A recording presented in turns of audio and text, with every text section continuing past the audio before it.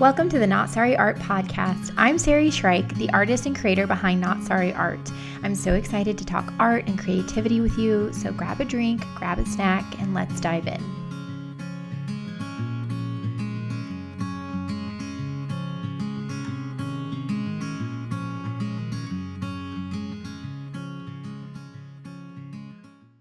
I also wanted to say that today's episode is sponsored by my book.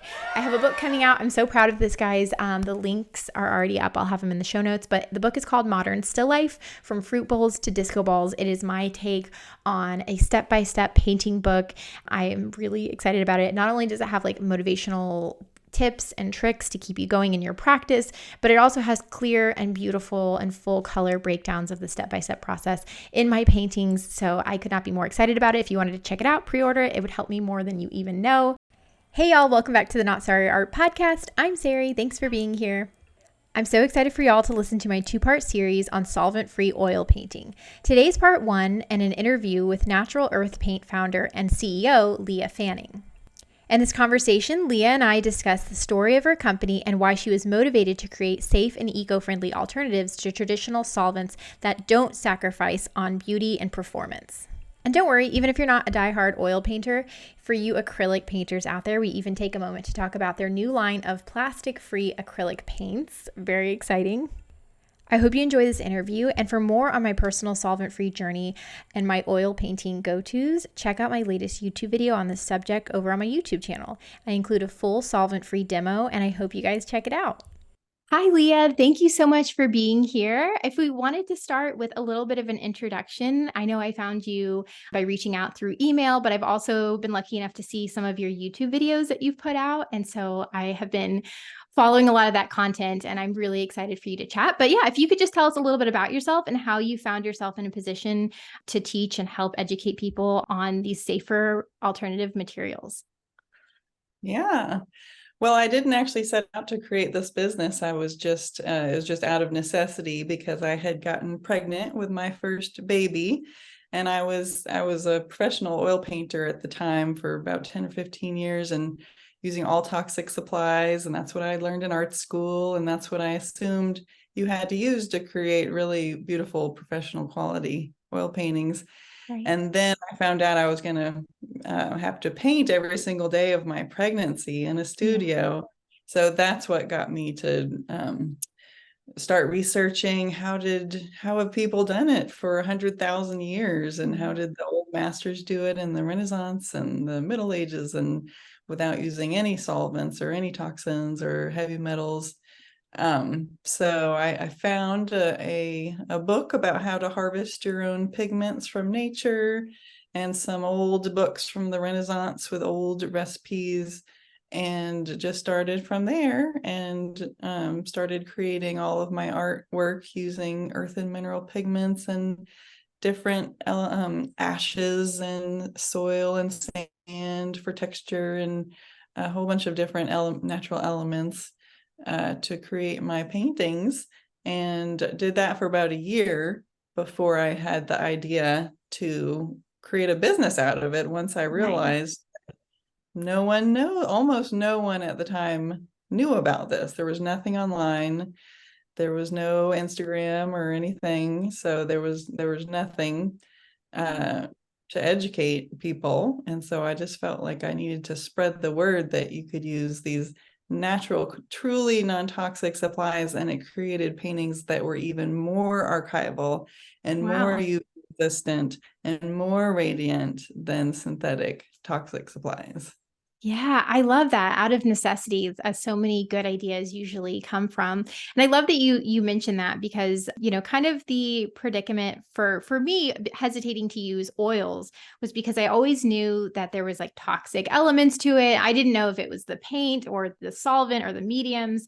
And so the whole thing kind of threw me off. I, had my first child right out of college, and I was painting, and our apartment was so tiny, and I didn't want to risk having an oil painting practice in a tiny space with no ventilation and small children.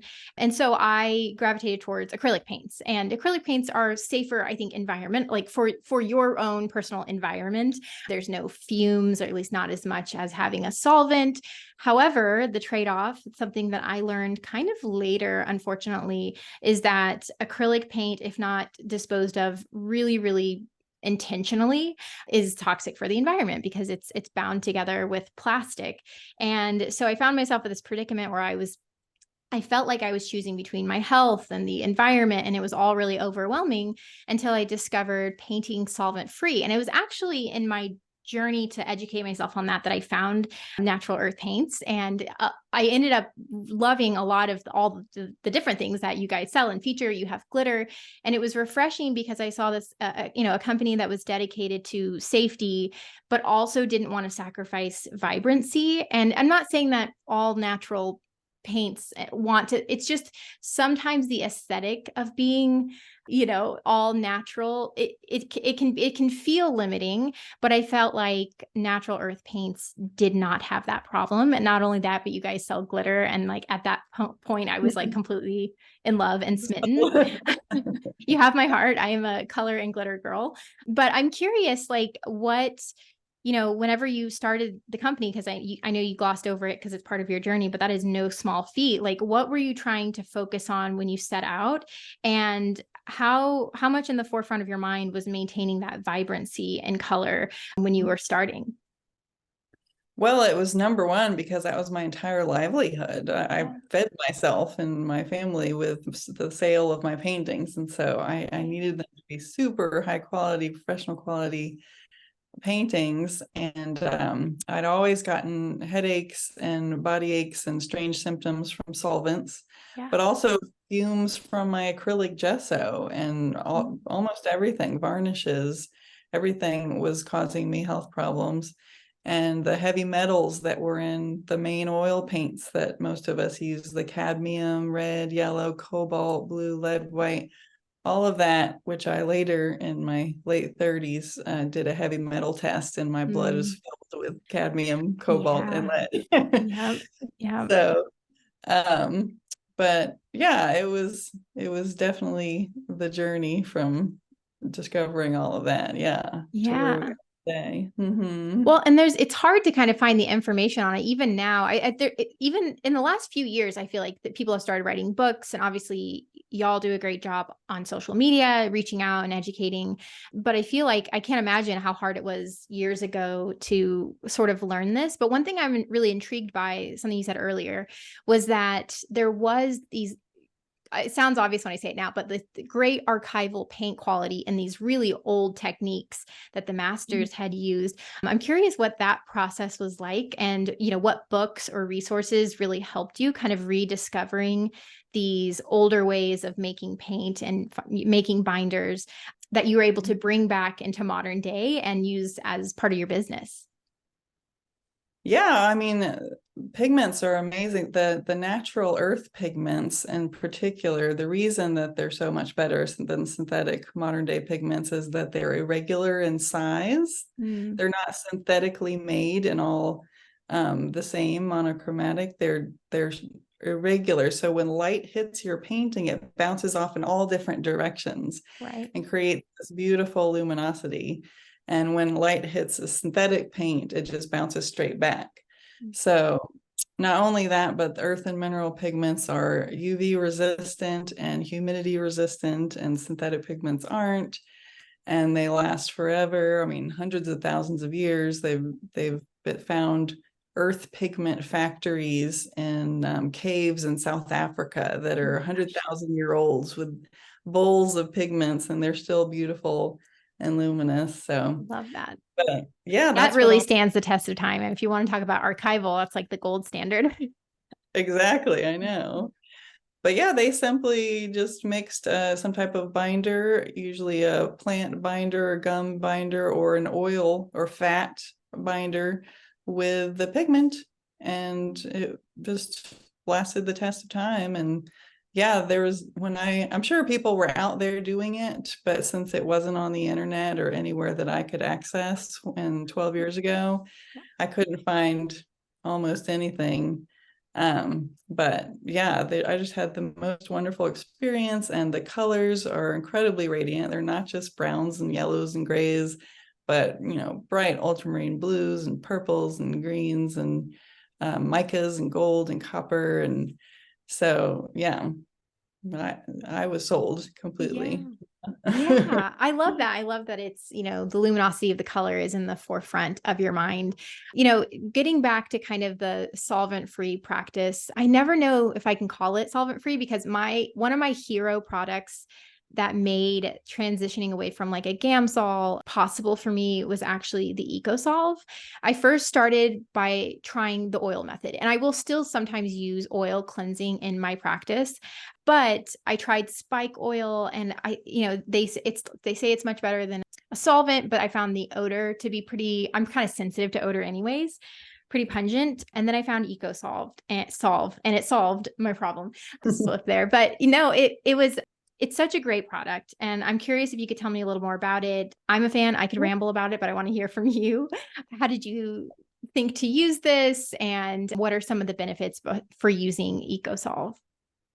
Yeah, that was one thing I couldn't solve in the first few years of my business because they didn't use any solvent, back Yeah. in the day. So it's a more modern invention. And I really loved using a solvent to do washes on the Yeah. canvas, do drips. I do a lot of drips in my like watery looking drips. So, and it just cleans the brushes better than Yes. using just oil. And it also restores them if you let them soak. Right. So there are a lot of benefits to solvents. So I actually found another company that I collaborated with who manufactures it for us. And it's essentially soy oil that's had the fatty acids extracted, and it's processed with soy esters. So it's 100% soy. Nice. Yeah.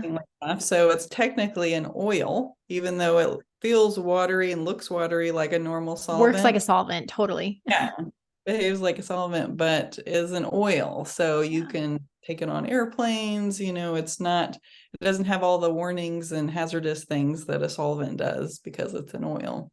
Yeah. So It is, this is going to turn into a commercial. I apologize, but it really was like a breakthrough product for me. I was kind of searching for everything. We have a really big Jerry's where I live. And so they have a ton of different things you can try. And I, spent definitely hundreds of dollars trying to find a good alternative, kind of experimenting with everything. And if it was like low tox, it was lots of odor and back and forth.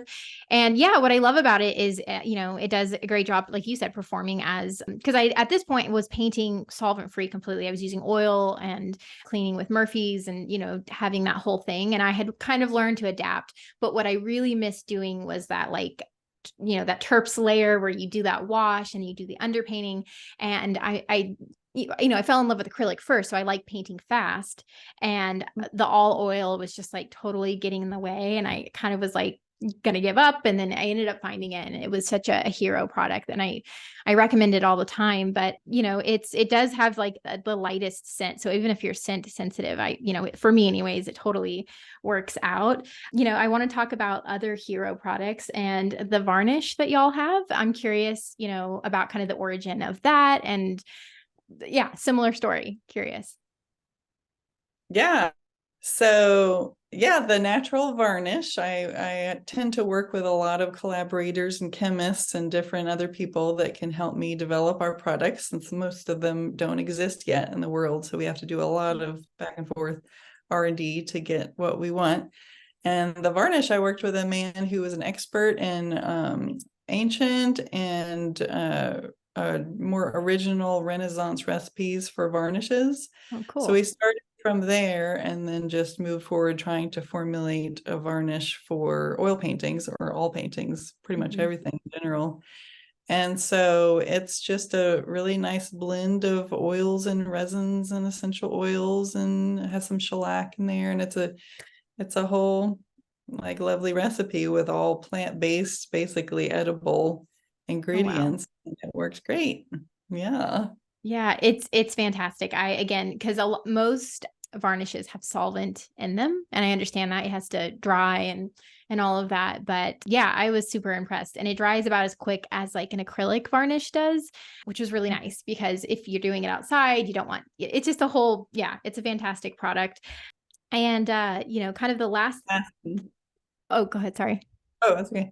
I was saying that lots of woodworkers love it because it dries so fast, and so it's actually growing really big in the woodworking field too. Oh, that's fun. Are there any other sort of, I guess it's not off label, but any other uses from your products that you're ever like surprised about?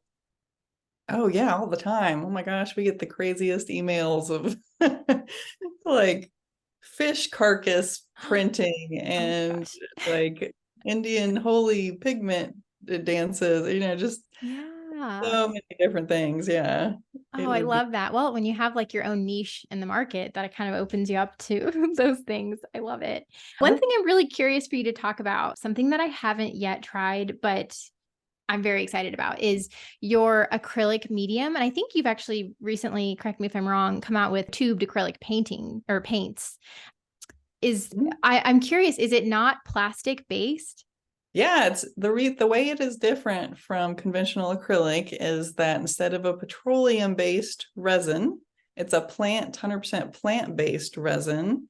And instead of synthetic pigments, we use natural pigments. And instead of a whole host of carcinogenic additives to Yeah. give the different properties, we use non-toxic additives to give it the same properties, bio-based non-toxic additives. Yeah. So it behaves it's manufactured in the same way, so it behaves exactly the same way and has the same longevity and the same archival and quality, but it's different ingredients basically. That's amazing. I've worked so hard over the years to get my oil practice down. And I'm not kidding. Like if acrylic paint, I mean, I'm saying this now, like wasn't made of plastic, I would stick with it forever. I love acrylics. And so I'm like rethinking everything, but I'm curious, like, did people kind of complaining long enough about like wanting an acrylic, what inspired you to create the acrylic base and now the acrylic paints? Exactly that. We started 12 years ago, and I want to say in maybe year 2 of the business, we started getting email after email from people asking, do you have a natural acrylic paint? I have sensitivity to the fumes. Yeah. And that was new to me because I had assumed that acrylic paint, is bad because it's plastic and going down the drain. But so many people were telling me about the fumes. If it got on their skin, they'd have a reaction. They couldn't breathe it in. And also just the environmental aspect of it. But so that was, as the emails just kept coming in consistently. Even though I was an oil painter, I realized this is a product that needs to be made. And so about 5 years ago, I really jumped in and started working with different chemists to try to figure it out. And it was the trickiest product I've ever tried to work on. And it took about 8 different chemists to get it right, because I would reach a point with one chemist and then we just couldn't get it to work. But we got a little bit further and then I'd go to a different chemist and get a little bit further. And so it was incredibly frustrating to fail basically hundreds and hundreds and hundreds of times in order to create this product. But I'm glad we stuck with it in the end. Me too. We just released them a few months ago. Yeah. I stopped and I like reread I was like plastic free it was wild. It's kind of one of those like, and this is how much of a paint nerd I am, but like I was on drinking my coffee on the couch. Like I remembered when I saw it because I've been looking for it forever, but I truly kind of given up on the idea I was like, well, acrylic is plastic. So I'm curious though, I would be interested if you ever even just wanted to talk about that, like on its own, because I'm so curious of the process. But you kind of are in a tough position because you're demanding a lot from these products, for example, a plastic free acrylic, and yet you're having to push back because of how like precious artists can be. I'm trying to find the right word. It's not a bad thing, but artists can be very temperamental about even subtle things like texture and workability. And obviously you have the archival aspect to it.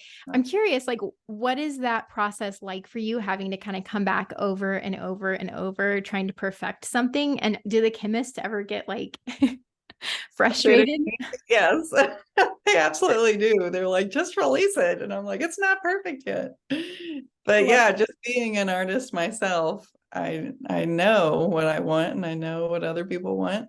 And so that's why it took so long, basically, is because it just wasn't perfect and it wasn't perfect. And so yeah. Yeah. And I've only been tinkering with it because I haven't gotten the paints yet, but I wanted to have something to mix my glitter in to do like a glitter top layer. I do, painting underneath and then glitter on top. And yeah, so far it's been fantastic. I'm curious, this is probably a no-brainer, but can you mix the acrylic paint and medium is you can only use it with acrylic kind of products, and then oil is very separate. There's no crossover still. Well, lots of oil painters will do their underpainting in acrylic. Right. And then they paint oil over it. So lots of people do that, and our acrylics work perfect for that too. Right. Yeah. And just the takeaway is it can't go the other way around. Right. The other way. Yeah. Yeah. It's one of those important things to kind of remember.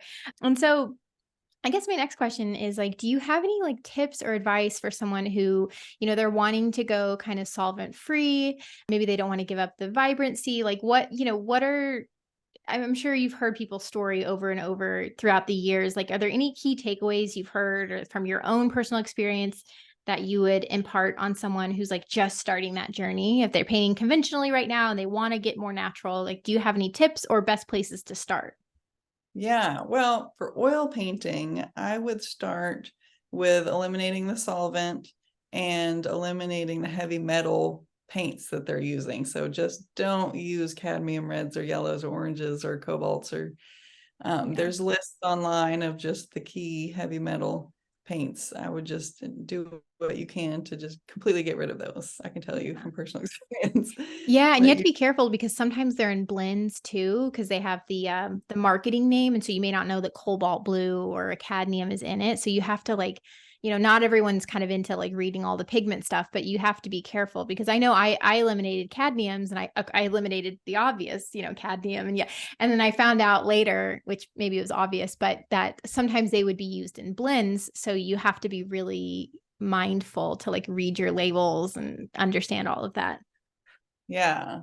And there are synthetic pigment paints out there, of very primary reds and yellows that they're synthetic, but they're at least not heavy metal. So that's that's one step, switch to synthetic primaries. And then definitely eliminate the solvents. I've interviewed so many artists that even came close to death from solvent inhalation. Even if they were wearing a respirator, they absorb it through their eyeballs and their skin, and having bone marrow transplants. And oh my gosh. So I would definitely do whatever you can. Either just start with the EcoSolve or just eliminate solvents altogether and use any vegetable oil to clean your brushes, and walnut or linseed oil to thin your paint. Right. That's one step. And then gradually you can incorporate, if you wanted to incorporate our oil paints. We have a complete eco-friendly oil paint kit that has 10 earth and mineral pigments and a small bottle of walnut oil and small bottle of EcoSolve and some instructions. Oh, so nice. some people start with that to mix their own natural oil paint. And the benefits of mixing your own is that you don't have any additives or preservatives or solvents in the oil paint that can commonly come in the tubes. Right. So it does take more time, to mix your own, but you could mix a lot if you want to and put it in a tube, or you can just mix a small amount, I do that quite a bit. I just a small pile. I know that it will stay wet on my palette for about a week, and that's probably about how long I'm going to be working on that particular painting. Nice. So I just leave it out. And and those oil paints mix perfectly with your conventional synthetic oil paints too. You can incorporate in just a couple colors. And we also sell the pigments in bulk or small amounts. So lots of people will get the complete eco-friendly oil paint kit first, and then they'll just buy, a pound of gold mica or 3 ounces of French turquoise or whatever. Right. Yeah, I love that you guys have kind of those intro packs that are helpful because, even if you're an artist and, you're used to kind of digging through paints and stuff, it can be overwhelming, especially when you're doing something like shifting over to a whole different kind of style of painting a little bit. Also, side note, on social media, it does really well when you have the paint mixing video. So I feel like if you've ever wanted to do that, like this would be a good opportunity. I love watching people is it mulling the paint? Yeah, Mulling, it's beautiful. It looks so good and creamy and wonderful. But I wanted to kind of go back on something. Oh, sorry, go ahead. Oh, I said you don't necessarily have to have the glass muller. Lots of people will just use a palette knife, mixing the oil and pigment with a palette knife and kind of use the same motion as a glass muller. But then other people want to make absolute sure that every single particle is coated in oil, because if there is air pockets in your oil paint, it possibly could crack on your painting over time. That's one reason that people will do the mulling, just to make sure there's every single air pocket is gone. But it's very meditative and lovely to Very do it. zen and beautiful. Yeah.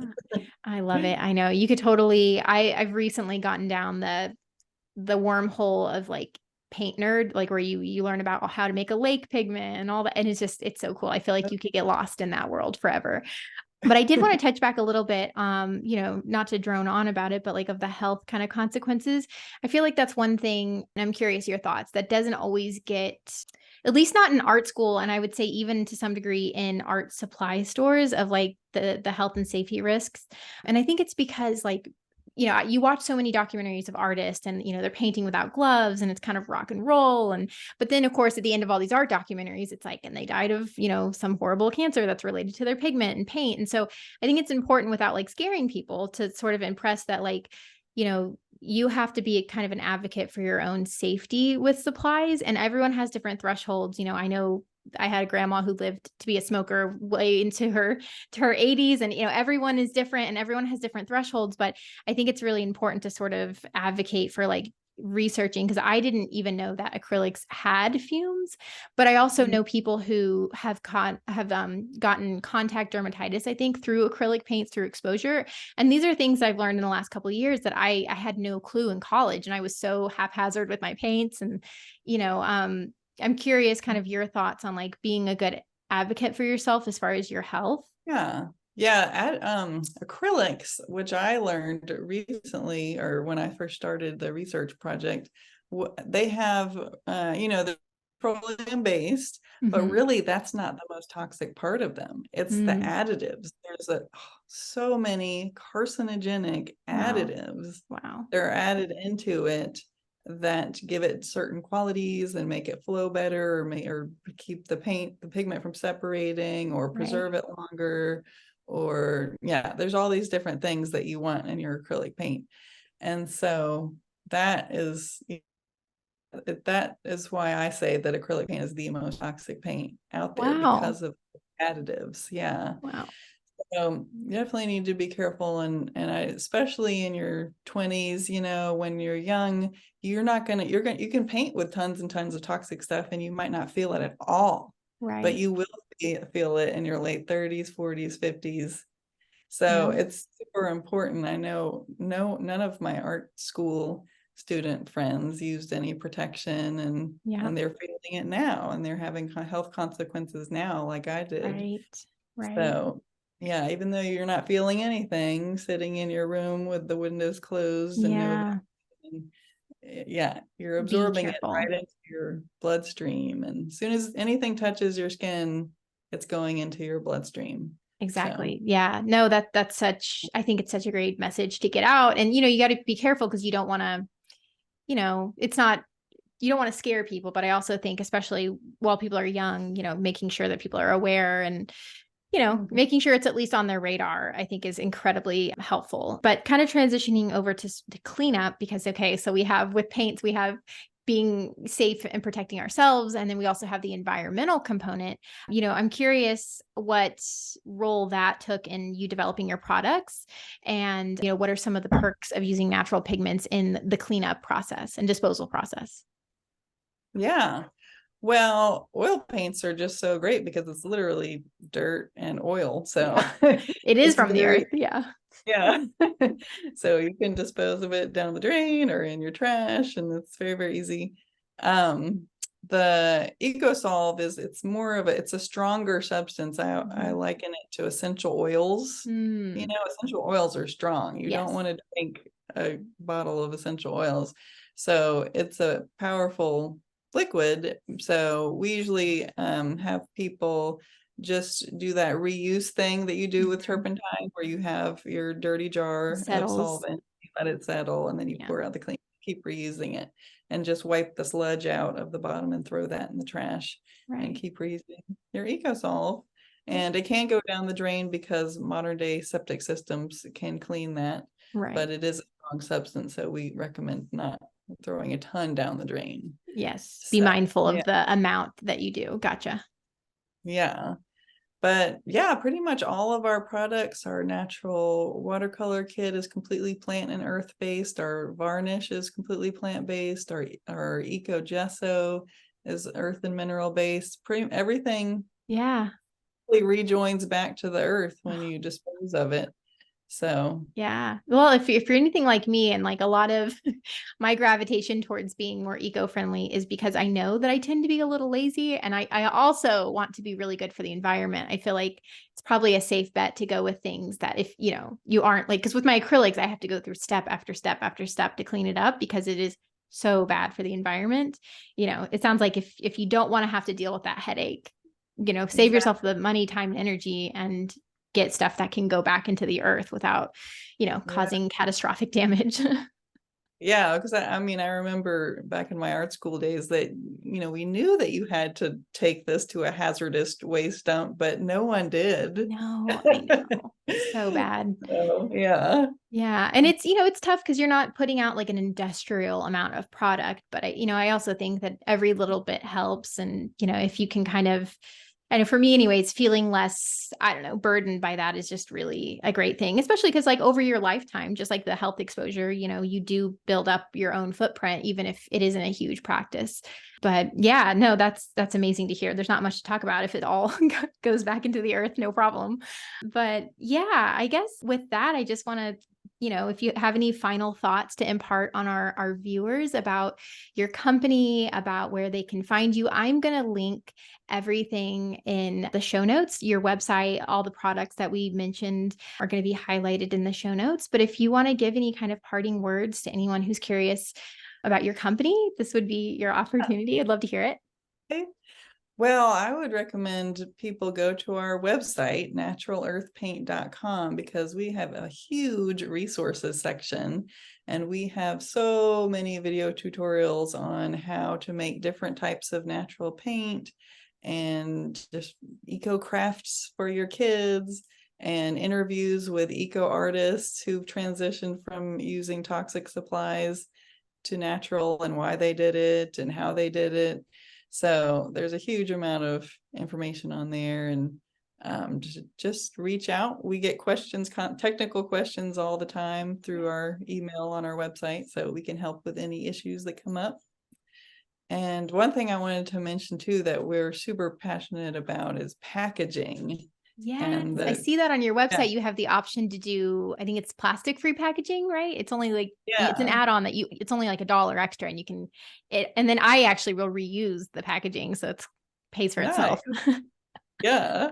Yeah, we have a zero waste option for the pigments and our children's paint, which is it's still a powder paint that you mix with water to make kind of a children's craft paint. But they come in just like a brown paper bag with hemp twine closing it shut. So no ink, no markers, no tape, no labels. So we sell a lot of that. But then all of our packaging in general is compostable and biodegradable and post-consumer recycled. And we use glass and metal jars instead of plastic. And so that's something we're really passionate about and work on, because we know we are creating waste and Right. using resources. So we're trying to do Yeah. whatever.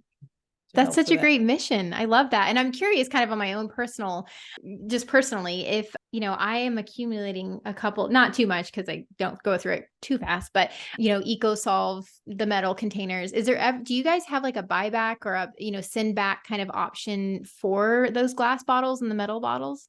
We've gotten that question before, and we don't right now, but that's something it's on our list, because that would be a good next step too for the zero waste program that we're doing. Yeah. Even like a refill kind of, I mean, you've got it. You've done such a great job. You have a unique skill at that. So I will be listening for that. But again, I just want to say thank you for everything. Your hard work is, so greatly appreciated. I'm sure as a business owner, you're in the grind, but I just wanted to say like a tremendous thank you, on the health front and then also on the environmental front. I just, really, really enjoy talking to you, and I'm grateful for what you and your company are doing. So thank you again. Yeah, thank you. Thanks for spreading the word. Of course. I hope you guys enjoyed this episode. I want to give a huge thank you to everyone who left reviews recently. A huge thank you to @SleepyPaintBrush. Thank you to Jeremy, and thank you to Kayla B. Y'all's feedback means so much to me, whether it's a review or you message me or email me. I really appreciate hearing from you and how these episodes are resonating. And also it just lets me know what to put more energy into, what you guys are enjoying. So all around, a huge thank you. And as always, take care and happy creating.